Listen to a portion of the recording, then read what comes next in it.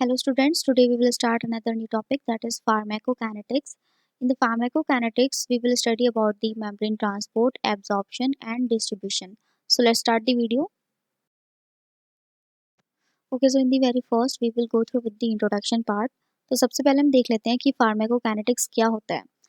Pharmacokinetics दो word से मिलकर बना है, जिसका मतलब है pharmaco means drug and kinetics का मतलब मोशन या फिर मूवमेंट, यानी कि ड्रग का जो मूवमेंट है इन आवर बॉडी, ये कहलाता है हमारा pharmacokinetics. What body does do to the drug, यानी कि हमारी बॉडी जो है वो उस ड्रग के लिए जो हमने एडमिनिस्टर की है उसके लिए क्या क्या स्टेप्स कर रही है, that is known as pharmacokinetics. तो बॉडी जो होती है उसके अंदर क्या है, चार स्टेप्स होती हैं जिनको हम ADME के नाम से जानते हैं। A for absorption, D distribution, M metabolism and E for excretion. आप ड्रग खा रहे हो, आप फूड खा रहे हो, आप कोई भी चीज़ एडमिनिस्टर करवा रहे हो अपनी बॉडी के अंदर, तो हमारी बॉडी का जो रोल होता है वो हमेशा क्या होता है कि वो उस जो भी चीज़ आप एडमिनिस्टर कर रहे हो अपनी बॉडी के अंदर, उसका ADME करती है, एब्जॉर्प्शन कर देती है, डिस्ट्रीब्यूशन, मेटाबॉलिज्म एंड एक्सक्रीशन। तो ड्रग की बात करी जा रही है यहाँ पर। तो ड्रग को आप अगर आप ओरल कैविटी से ड्रग को एडमिनिस्टर करा रहे हो, तो सबसे पहले क्या होगा, ड्रग का एब्जॉर्प्शन होगा, क्योंकि स्टमक में जब वो जाएगी तो स्टमक में जाकर वो आपके जो गट की जो लेयर्स हैं उसके थ्रू आपकी ब्लड के अंदर वो एब्जॉर्ब होगी। उसके बाद क्या होगा, ब्लड जो होगा वो पूरी आपकी बॉडी के अंदर उस ड्रग को क्या करेगा, डिस्ट्रीब्यूट करेगा। तो ये काम किसका हो गया, ब्लड का हो गया। देन डिस्ट्रीब्यूशन के बाद में आपका जो लिवर है, उस लिवर का काम क्या होगा, लिवर आपकी जो ब्लड के अंदर जो भी ड्रग है उसको मेटाबोलाइज कर देगी, यानी उसकी फॉर्म को चेंज कर देती है। ठीक है, उसकी फॉर्म को चेंज कर देगी, ड्रग को मेटाबोलाइज कर देती है। एंड उसके बाद जो रेस्ट ऑफ आपकी जो बॉडी के अंदर जो ड्रग रह गई है, जिसने एक्शन कर दिया, वो तो रिसेप्टर से जाकर बाइंड कर जाएगी। जो बाकी की ड्रग बची है या उसके एक्सिपिएंट्स बचे हैं, वो हमारी बॉडी के अंदर से क्या होते हैं, बाहर रिमूव हो जाते हैं by the process of excretion, that is known as pharmacokinetics. Okay, now next हमारे पास टॉपिक है मेम्ब्रेन ट्रांसपोर्ट। तो मेम्ब्रेन ट्रांसपोर्ट को भी देख लेते हैं। मेम्ब्रेन ट्रांसपोर्ट यानी कि एक जो मेम्ब्रेन है, आपकी मेम्ब्रेन के आपकी बॉडी के अंदर जो लेयर्स हैं, उस लेयर्स को जब ड्रग ड्रग जो है वो आपकी क्रॉस करती है, एब्जॉर्प्शन जब होता है, तो वो मेम्ब्रेन ट्रांसपोर्ट की ही थ्रू आपकी एक्टिव साइट तक जाती है। तो इसमें सबसे पहले हम देख लेते हैं पैसिव डिफ्यूजन। पैसिव डिफ्यूजन क्या होता है, जिसमें हायर कंसंट्रेशन से जो भी पार्टिकल्स हैं, ड्रग के पार्टिकल्स हैं, वो लोअर कंसंट्रेशन की तरफ जब मूव करते हैं, तो तब क्या होता है, उस कंडीशन को हम पैसिव डिफ्यूजन कहते हैं। More than 90% of the drug absorb through this non-ionic diffusion, it work on concentration or electrochemical gradient, that is difference in the drug concentration on either side of the membrane. Drug movement involve kinetic energy of molecule, so any other source of energy is not required, and the process is known as passive diffusion, in which the higher from the higher concentration the particles are moved to the lower concentration, that is known as passive diffusion.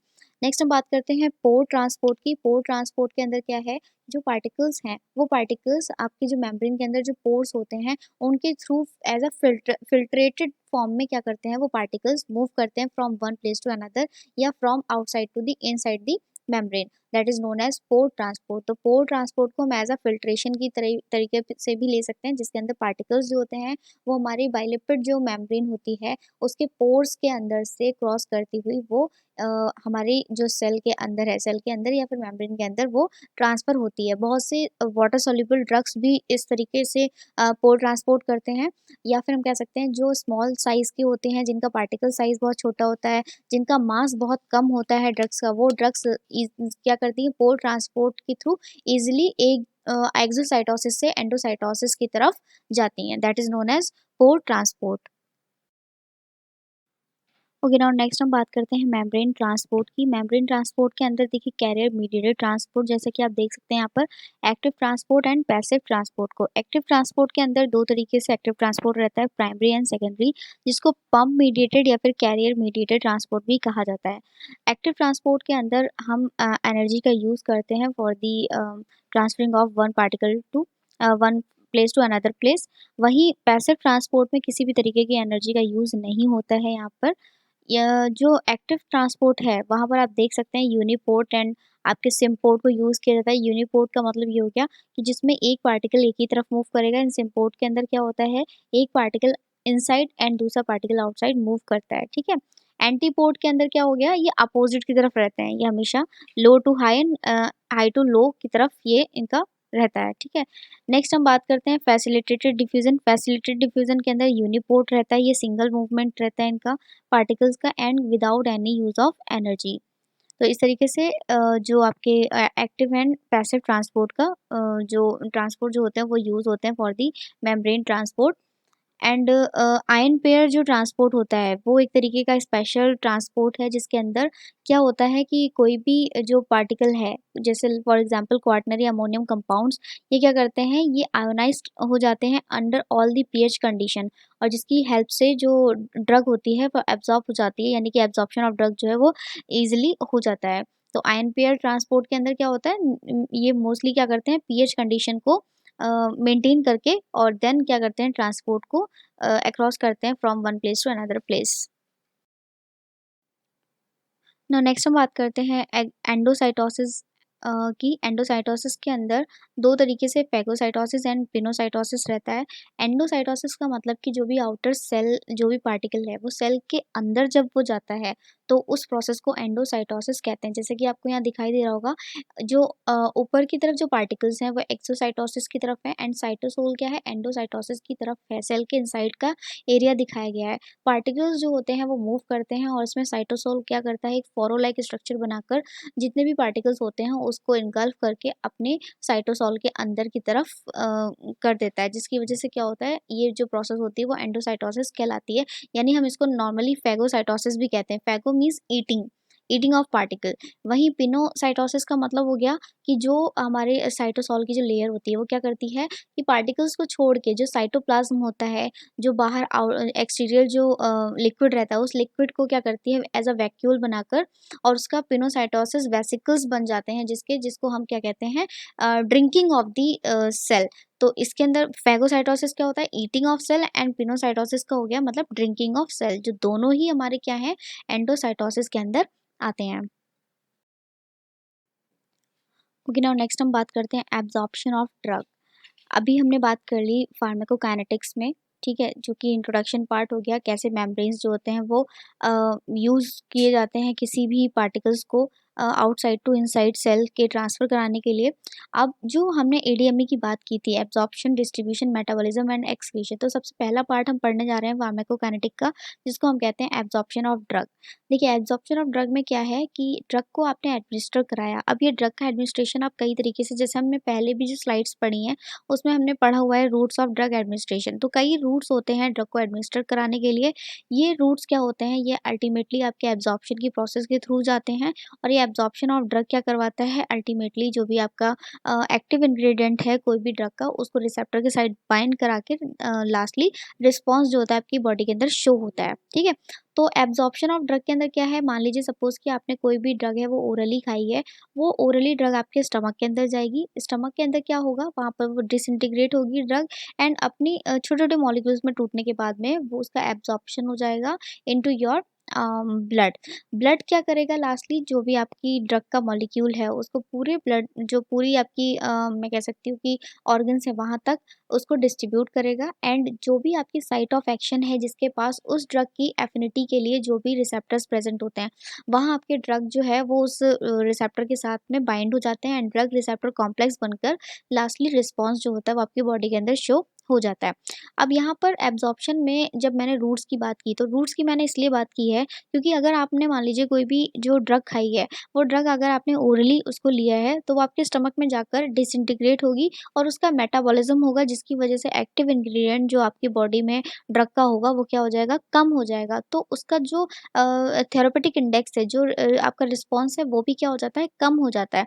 वहीं अगर हम बात करते हैं किसी भी injection की, अगर आपने कोई भी जो ड्रग है वो आईवी रूट, आईएम रूट, या फिर सीधे आपने अपने जो सिस्टमिक सर्कुलेशन है उसके अंदर उस ड्रग को एडमिनिस्टर कराया है, तो वहाँ पर हम जो एब्जॉर्प्शन का जो आप ये प्रोसेस देख रहे हो, वो एब्जॉर्प्शन का प्रोसेस कट हो जा रहा है, क्योंकि डायरेक्टली आपकी जो ड्रग है वो आपने क्या कर दिया, आपने अपने सिस्टमिक सर्कुलेशन के अंदर उसको रीच करा दिया। तो उसकी वजह से सीधे-सीधे अब ड्रग क्या है, सीधे आपकी ड्रग जो है उस साइट ऑफ एक्शन पे जाएगी, तुरंत एक्शन होगा, इनसाइट ऑफ एक्शन होगा, और वो जो रिस्पॉन्स है वो तुरंत का तुरंत आपका इमीडिएट आपको आपको रिस्पॉन्स मिलता है। इसीलिए आपने देखा है कि जब कभी भी टैबलेट्स या फिर किसी भी पर्सन का ट्रीटमेंट होता है और वो टैबलेट्स को खाता है, तो वो टैबलेट्स एटलीस्ट उसकी 1 वीक तक चलती हैं। एंड वहीं अगर किसी को भी अगर सिस्टमिक सर्कुलेशन में या फिर हम कह सकते हैं उसको इंजेक्टेड किया जाता है, इंजेक्शन दिया जाता है, तो उसकी जो ट्रीटमेंट की जो रेट जो आपका रेट होता है वो बढ़ जाता है, जो टाइम पीरियड हो जाता है वो कम हो जाता है। दैट मीन्स कि ब्लड अगर आप डायरेक्टली सॉरी जो आपका ड्रग है, वो ड्रग अगर आप अपने ब्लड में डायरेक्टली दे रहे हो, तो उसका जो बायो अवेलेबिलिटी है वो क्या हो जाती है, बहुत ज़्यादा बढ़ जाती है। अब यहाँ मैंने टर्म यानी एक वर्ड लिया का नाम लिया जिसका नाम है बायो अवेलेबिलिटी। वो क्या होता है?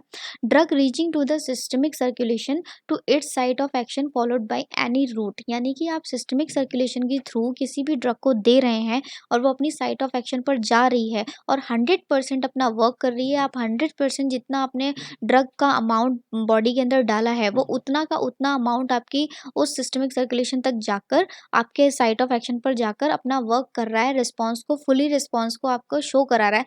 That is known as bioavailability. ये आपके इंजेक्शन के जो केस है उसमें ये बायो अवेलेबिलिटी हाई रहती है इन कंपैरिजन ऑफ टैबलेट्स। क्यों? टैबलेट्स के अंदर आप जो देख रहे हो एब्जॉर्प्शन का भी रेट रह जाता है और फिर ड्रग कुछ मेटाबोलाइज होकर आपका जो ड्रग का अमाउंट है, एक्टिव इंग्रेडिएंट का अमाउंट है वो कम हो जाता है। दैट मीन्स कि रिस्पॉन्स जो है आपकी बॉडी के अंदर जो शो होगा वो भी कम हो जाता है, ठीक है? अब bio availability of drug depends on कुछ टर्म्स हैं जिनके ऊपर ये डिपेंड्स रहती है, लाइक ड्रग एडमिनिस्ट्रेशन रूट। जैसे कि मैंने अभी बात की थी कि ड्रग की जो रूट है वो किस तरीके की, आप कौन से रूट से ड्रग ले रहे हो, बायो अवेलेबिलिटी पर उसका उतना ही फ़र्क पड़ता है। पेशेंट रिलेटेड फैक्टर मतलब कि आप जो भी पेशेंट है उस ड्रग को कितनी बार ले रहा है, ठीक है? कितने अमाउंट में ले रहा है, वो कहीं उस ड्रग को बीच-बीच में छोड़ तो नहीं रहा है। ये सारी चीज़ें भी बायो अवेलेबिलिटी पे फ़र्क करती हैं। फिर आता है फिज़ियोकेमिकल प्रॉपर्टीज़ ऑफ ड्रग, यानी कि जो ड्रग है वो आपकी किस तरीके की है। वो आप जेनेरिक ड्रग ले रहे हैं या फिर आप उसका कोई डेरिवेटिव ले रहे हैं, ठीक है ना? तो वो उसके अंदर एक्टिव इंग्रीडिएंट कितना है, कितना अमाउंट में एक्सिपिएंट्स पड़ा हुआ है उसके अंदर, तो ये भी बायो अवेलेबिलिटी पर फ़र्क करता है। Characteristic of properties of drug form, यानी ड्रग की जो फॉर्म आप ले रहे हैं, अगर मान लीजिए कि आपने सिरप लिया है तो उसका बायो अवेलेबिलिटी अलग हो जाएगा। अगर आपने इंजेक्शन लिया है तो उसका बायो अवेलेबिलिटी अलग हो जाएगा। तो बायो अवेलेबिलिटी जो होता है वो ड्रग की फॉर्म पर भी डिपेंड करता है। Now bio available dose is usually less than the administered dose. जो बायो अवेलेबल डोज होती है वो हमेशा एडमिनिस्टर्ड डोज के कंपैरिजन में कम होता है। मतलब कि अगर आपने मान लीजिए कि कोई भी डोज जो है वो एडमिनिस्टर कराई है, तो वो सिस्टमिक सर्कुलेशन से लेकर होते-होते आपके जो साइट ऑफ एक्शन है वहाँ तक होते-होते वो कम हो जाती है और कम होने की वजह से जो बायो अवेलेबल जो डोज़ है, यानी उसका जो इफ़ेक्ट है, वो भी थोड़ा-सा कम हो जाता है, ठीक है? वो लेस होगा। अब यहाँ पर क्या है, एक यहाँ पर सीक्वेंस दे रखा है जिसके अंदर पैरेंटल का जो बायो अवेलेबल होता है, अवेलेबिलिटी होती है वो ज़्यादा होती है in comparison of oral, and oral की कम होती है रेक्टल के कंपैरिजन में, एंड रेक्टल की कम होती है टॉपिकल। यानी टॉपिकल की जो बायो अवेलेबिलिटी है वो बहुत ही लेस होती है एंड पैरेंटल की बायो अवेलेबिलिटी वो क्या होगी, बहुत ज़्यादा हाई होगी।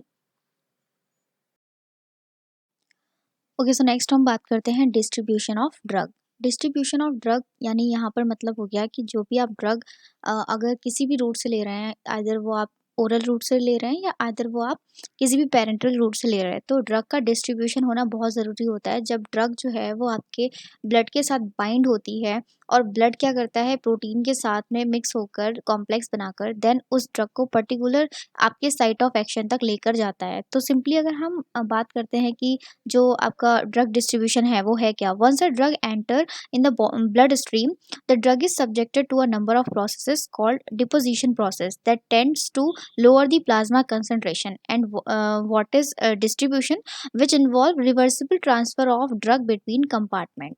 We can also say that the distribution of drug is a process by which the drug reaches to its site of action. उसके बाद हम बात कर लेते हैं कि जो हमारा ड्रग का डिस्ट्रीब्यूशन होता है वो किस तरीके से होता है, अभी मैंने जब बात की थी डेफिनेशन में कि जो ड्रग का डिस्ट्रीब्यूशन है वो रिवर्सिबल एक तरीके का ट्रांसफ़र होता है, जो आपके डिफरेंट डिफरेंट कंपार्टमेंट्स होते हैं। कंपार्टमेंट्स यहाँ पर बात करेंगे जो हमारे ऑर्गन्स हो गए, जो हमारे टिश्यूज़ हो गए, ये सब क्या है, कंपार्टमेंट है। क्योंकि ब्लड का जो आपका ड्रग का जो मॉलिक्यूल है वो हमारे हर एक कंपार्टमेंट तक, हर एक सेल तक, हर एक टिश्यू तक जाता है और जाकर अपने जहाँ पर साइट ऑफ एक्शन होता है और जहाँ पर उसके रिसेप्टर्स प्रेजेंट होते हैं, उस रिसेप्टर से बाइंड होकर फिर क्या करता है, वो अपना साइट ऑफ मतलब वो जो भी एक्शन है उसको वहाँ पर रिस्पॉन्स को शो करता है। So drug distribution is defined as a delivery और transport of drug to the tissue. Drug distribution occur in extra cellular fluid, blood, adipose tissue and body tissues. Drug either dissolve in serum water और bound to the blood constituent. जो drug है वो आपका या तो water के साथ में, सीरम के साथ में मतलब मिक्स हो जाएगा, या फिर वो ब्लड के जितने भी कॉन्स्टिट्यूएंट हैं उनके साथ में एक तरीके से कॉम्प्लेक्स बनाएगा। ब्लड के कॉन्स्टिट्यूएंट क्या हो गए, आपके प्रोटीन्स हो गया, एरिथ्रोसाइट्स हो गए, लिपोप्रोटीन्स, जितनी भी तरीके की प्रोटीन्स हैं वो क्या है, वो आपके ब्लड के साथ में आपके ड्रग को प्रोटीन के साथ में कॉम्प्लेक्स बनवा के मिक्स करवा के देन आपके उस जो भी आपकी सेल मेम्ब्रेन है उसको क्रॉस करके देन जो कि आपकी साइट ऑफ एक्शन है वहाँ तक लेकर जाती है। अब यहाँ पर आप देख रहे होंगे कि यहाँ पर दो मैंने पिक्चर्स लगाई हुई हैं। ये दोनों पिक्चर्स में सबसे पहली वाली पिक्चर की अगर हम बात करते हैं तो यहाँ पर डिस्ट्रीब्यूशन दिखाया गया है ड्रग का, जो कि आप अगर ओरली ड्रग ले रहे हैं वो क्या जाएगी, आपके कहाँ जाएगी, गट में जाएगी, मतलब आपके स्टमक में जा रही है। स्टमक से उस ड्रग का जो एब्जॉर्प्शन होता है और वो एब्जॉर्प्शन क्या होगा, आपके ब्लड में अब्जॉर्ब हो जाएगी। ब्लड में जब जाएगी तो जो ड्रग है वो आपकी बाउंड ड्रग, जो यानी कि जो मॉलिक्यूल्स आपके प्रोटीन के साथ में एफिनिटी दिखाएंगे बाइंडिंग की, वो बाउंड ड्रग कहलाएंगी। और जो अनबाउंड ड्रग हैं, जो कि बाउंड नहीं हो रही हैं, बाइंड नहीं हो रही हैं, कॉम्प्लेक्स को नहीं बना रही हैं, वो आपकी अनबाउंड ड्रग हो गई। ठीक है। बाउंड ड्रग जो है वो तो आपके ब्लड के साथ में मिक्स होकर आपके रिसेप्टर तक जाकर अपना थेरेपेटिक इफेक्ट दिखाएगी या फिर साइड इफेक्ट दिखाएगी, मतलब ये ड्रग का इफेक्ट है वो दोनों में से कुछ भी दिखा सकती है। अनबाउंड ड्रग जो होती है, जो आपकी ब्लड के साथ में मिक्स नहीं होगी, देन वो क्या करेगी, वो आपकी जो लिवर है वो लिवर क्या कर देगी, उस अनबाउंड ड्रग का मेटाबोलाइज कर देगी। मेटाबोलाइज करेगी तो मेटाबॉलिज्म भी दो तरीके से होगा, या तो जो अनबाउंड ड्रग है उसको एक्टिव मेटाबोलाइट बना देगी। एक्टिव मेटाबोलाइट यानी कि वो ड्रग के साथ, यानी आपके ब्लड के साथ वो बाउंड होने के काबिल हो जाएगी, या फिर वो इनएक्टिवेट मेटाबोलाइट हो जाएगी, यानी कि वो किसी भी लायक नहीं रहेगी, अब आपकी बॉडी में उसका कोई यूज़ नहीं है, वो पूरी तरीके से एक तरीके से वेस्ट प्रोडक्ट बन जाएगी। तब अगर वो वेस्ट प्रोडक्ट हो जाएगी, इनएक्टिवेट मेटाबोलाइट बन जाएगी, देन वो आपकी बॉडी से एलिमिनेट हो जाएगी। और अगर वो एक्टिव मेटाबोलाइट में कन्वर्ट हो गई तो वो क्या करेगी, आपके रिसेप्टर्स पर जाकर और अपना जो भी एक्शन है वो एक्शन को वहाँ पर दिखाएगी। ये तो रही आपकी जो फर्स्ट डायग्राम है उसकी बात। सेकंड आप देखिए, यहाँ पर डिस्ट्रीब्यूशन प्रोसेस की बात करी जा रही है। यहाँ पर बताया जा रहा है कि जो आपका ड्रग है वो कौन कौन से जो प्रोसेसेस हैं उनको अपनाकर और आपके ब्लड मतलब ब्लड के थ्रू वाया योर ब्लड अपने साइट ऑफ एक्शन पर जाती है। तो आप यहाँ पर देखिए, जो आपके सबसे पहले आपको कंपार्टमेंट दिख रहा है ब्लड का, सेकंड वाला ECF यानी extra cellular fluid, and third है आपका इंट्रा सेलुलर फ्लूइड। तो कैपिलरी वॉल के बाहर, यानी कैपिलरी वॉल क्या हो गया, जो कैपिलरी है आपकी, जो ब्लड है वो कैपिलरी के अंदर हो गया ना, तो उसके अंदर क्या है, ब्लड है। ब्लड किसके साथ बाइंड हो रखा है, ड्रग आपका प्रोटीन के साथ में। कैपिलरी को जैसे ही क्रॉस करेगी तो आपका जो ड्रग है वो एक्स्ट्रा सेलुलर फ्लूइड में जाकर मिक्स हो जाएगा। जो भी एक्स्ट्रा सेलुलर फ्लूइड में मिक्स हो गया, यानी ड्रग जो है जिसका साइज जो होगा आपका 50 डेल्टॉन से कम होगा, तो वो क्रॉस कर जाएगी आपकी कैपिलरी वॉल को और ECF के साथ में मिक्स होकर आगे बढ़ जाएगी और क्या हो जाएगा, इंट्रासेलुलर फ्लूइड में जाकर वो मिक्स हो गई।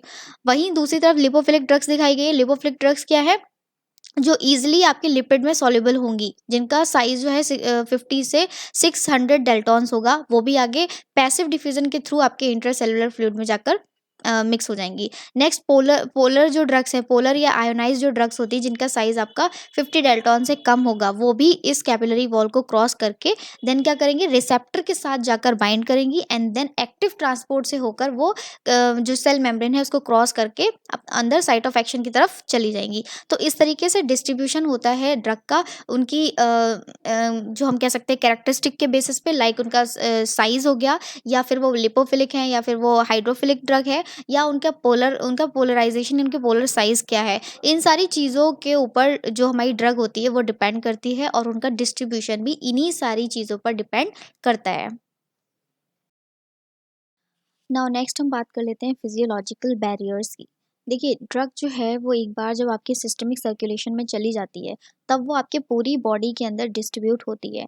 डिस्ट्रीब्यूशन जो होता है उसका इतना ईज़ी नहीं होता है, कई तरीके से आपके बॉडी के अंदर बैरियर्स प्रेज़ेंट होते हैं और ये बैरियर्स क्या करते हैं उस जो भी ड्रग है उसको उसकी क्रॉसिंग को या उसकी परमेबिलिटी को कहीं न कहीं रोकते हैं, ठीक है? तो ब्लड ब्रेन बैरियर की अगर बात करते हैं सबसे पहले, तो ब्लड ब्रेन बैरियर क्या है? यानी कि नाम से आपको समझ में आ रहा है ब्लड एंड ब्रेन के जो बीच में बैरियर है उसको ब्लड ब्रेन बैरियर कहा जाता है। पेनिट्रेशन इनटू द ब्रेन, इसमें क्या है permeability of capillaries present in the brain and spinal cord is different from the capillary of rest of the body. आपकी बॉडी के अंदर जितनी भी मतलब मैं कह सकती हूँ वेसल्स होती हैं, ब्लड वेसल्स होती हैं, वो ब्लड वेसल्स आपके ब्रेन की वेसल्स से बिल्कुल अलग होती हैं। और ये अलग कैसे होती हैं? आपकी जो ब्लड वेसल्स हैं उसमें कहीं पर भी टाइट जंक्शन प्रेजेंट नहीं होता, लेकिन ब्लड ब्रेन जो है यानी कि आपके जो ब्रेन है, ब्रेन के अंदर जो आपकी वेसल्स होती हैं उसके अंदर टाइट जंक्शंस प्रेजेंट होते हैं, ठीक है? Endothelial cells of capillary are covered by a layer of glial cells that have tight intercellular junction providing thicker and lipid by barrier.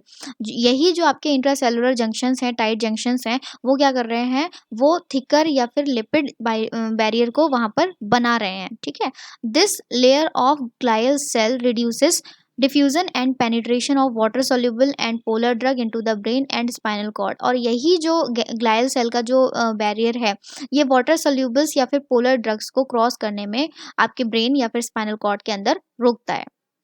Now, normally only lipid soluble drug can penetrate the interstitial fluid of the brain and spinal cord. तो यानी कि आपके जो lipid soluble drugs होती हैं जो easily fat के साथ में, ऑयल के साथ में, यानी जो आपके फैट के साथ में सोल्यूबलाइज हो जाती हैं, सिर्फ वही ड्रग जो है वो आपके ब्लड ब्रेन बैरियर को क्रॉस करती हैं। वाटर सोल्यूबल जो ड्रग्स होती हैं वो इजीली उसको क्रॉस नहीं कर पाती हैं due to the tight intercellular junction. While water soluble compounds need to specific carriers to cross the endothelial lining। Same वही बात हो गई कि वो अपने आप इजीली क्रॉस नहीं कर पाएंगे, तो उनको किसी न किसी तरीके के कैरियर या फिर जो आपके रिसेप्टर्स होती हैं उनकी ज़रूरत होती है ड्रग की मूवमेंट के लिए।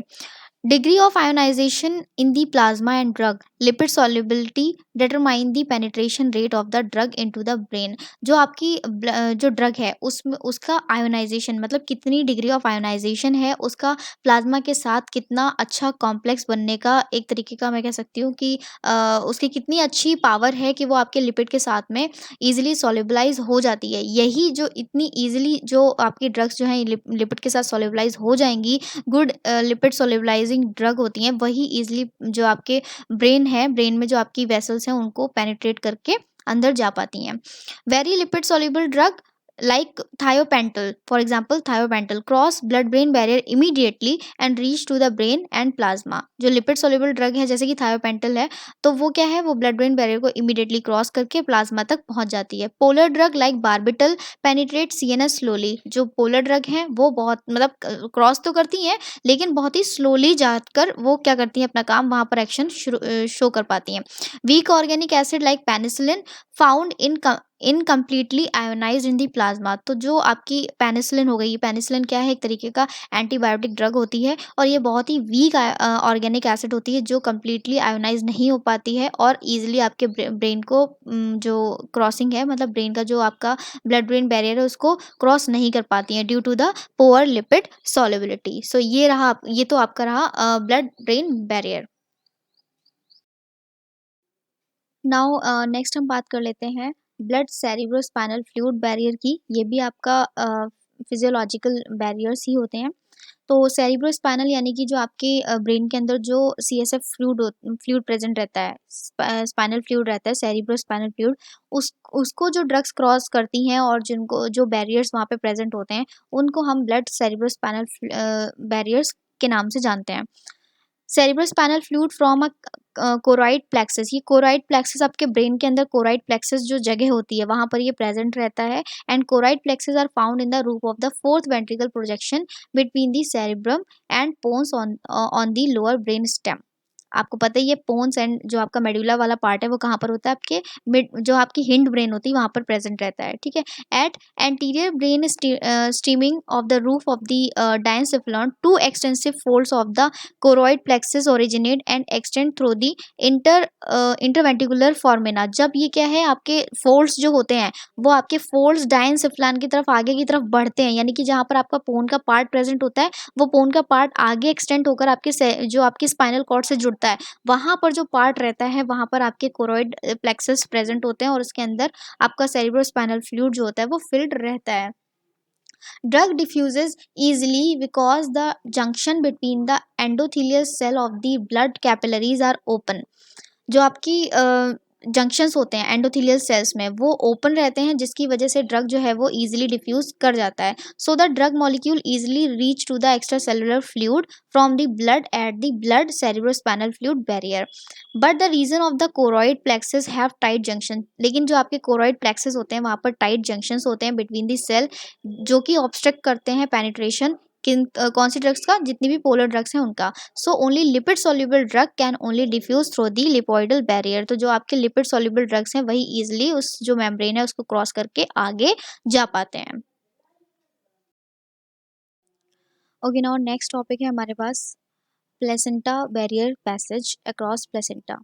प्लेसेंटा बैरियर यानी कि यहाँ पर बात की जाएगी फीटल और जो मदर बॉडी है उसके बीच में जो प्लेसेंटा होता है, जो कि मदर बॉडी को फीटल बॉडी के साथ कनेक्ट करता है, सारे न्यूट्रिशंस को प्रोवाइड कराता है, सारी जो हम कह सकते हैं विटामिन्स या जो भी चीज़ें हैं जो प्लेसेंटा के थ्रू बॉडी में जाती हैं फीटल के, तो वो क्या है कनेक्शन होता है जिसको हम प्लेसेंटा कहते हैं। तो जो ड्रग है वो ड्रग भी जो फीटल बॉडी है उसके अंदर जाती है वाया दिस प्लेसेंटा, इसी को हम प्लेसेंटा बैरियर कहते हैं। बात कर लेते हैं इसकी। Maternal and the foetal blood vessels are separated by placental barrier which is made up of endothelium and many layers of tissue of foetal trophoblast basement membrane.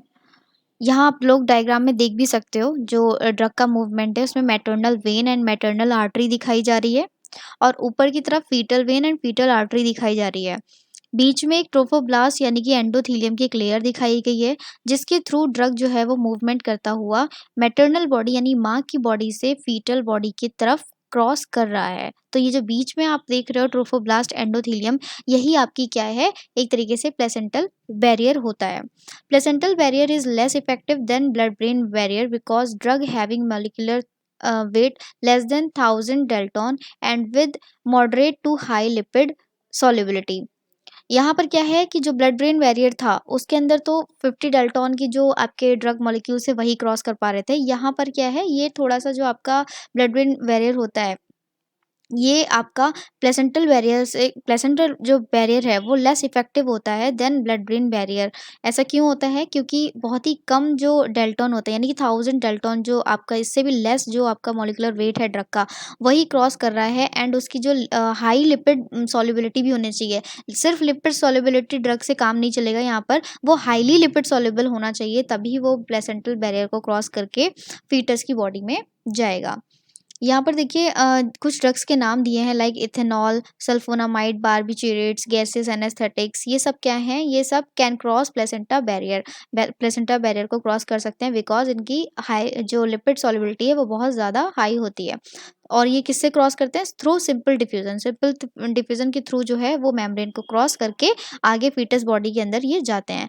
Immunoglobulins are transferred by endocytosis whereas carrier mediated process involve in the transportation of essential nutrients for the foetal growth. Immunoglobins जो होते हैं उनको exocytosis यानी जो आपका endocytosis है, endocytosis हमने slide में बात की हुई है, जिसके अंदर पार्टिकल्स जो होता है वो आपकी सेल साइटोप्लाज्म क्या करता है, जो भी फैगोसाइटोसिस और पिनोसाइटोसिस के थ्रू एंडोसाइटोसिस प्रोसेस को कंप्लीट करता है, ठीक है। And where is the mediated carrier mediated process जो है वो इन्वॉल्व होते हैं, जितने भी एसेंशियल न्यूट्रिएंट ग्रोथ होते हैं वो आपके इसी कैरियर मीडिएटेड प्रोसेस के थ्रू ही फीटल बॉडी के अंदर जाते हैं।